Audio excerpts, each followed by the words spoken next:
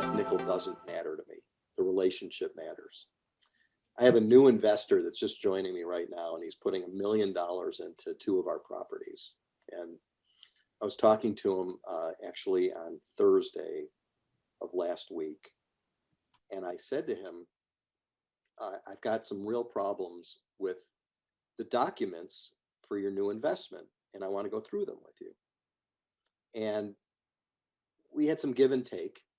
And I said to him, I just want you to know that the way that I treat investors, major investors, is if you make a decision and I disagree with it, but it's not something that I vehemently disagree with, whatever you decide is what we're going to do.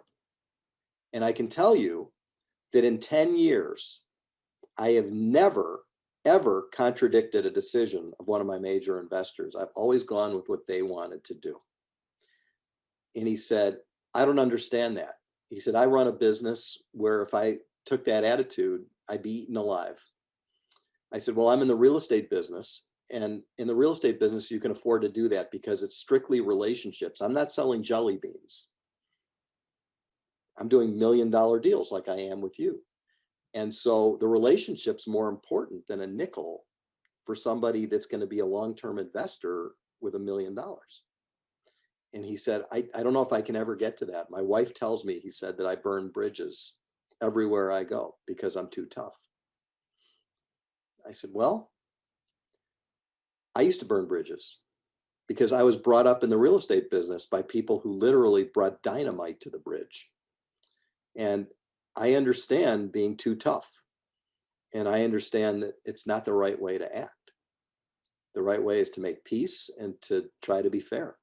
But I know how to work with difficult people because everyone I work with is dealing with a huge amount of money, and it matters. If you go buy a car, you know how upset you can get when you buy the car where you feel like they're taking advantage of you, even for like the floor mats, or because they're upcharging you on something and they have to go talk to their manager.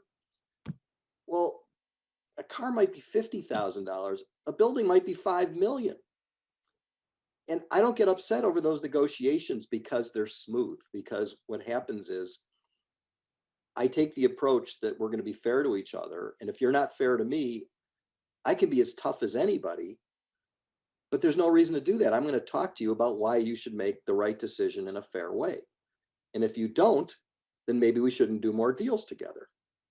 And that's what I told him on Thursday. And he said, you know what, I can live with that. I appreciate it. I appreciate that you're going to be fair to me, and I'll return the favor. I'll be fair to you, and I won't burn your bridge. I said, okay, I don't think you will. I've never walked away from a deal because of someone being too tough, but I was once in a meeting where one of my investors walked away from a deal, and I followed the investor out of the deal. It was a husband and a wife that were the investors, and we were sitting talking to a potential tenant. And the tenant was just being impossible. He was a Harvard MBA running a big company.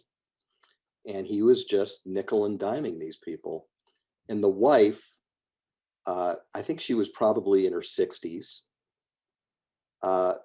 called her husband. She said, can we go in the other room and talk? And so the husband and the wife and I went in the other room, and she said, I'm not crying because I don't want to cry in front of him, but I want you to tell him to get the hell out of our house.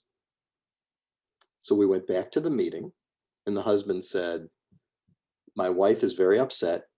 She doesn't think you're being fair, and we would like to not make this deal. And he said, I have to have the building. What do I have to do?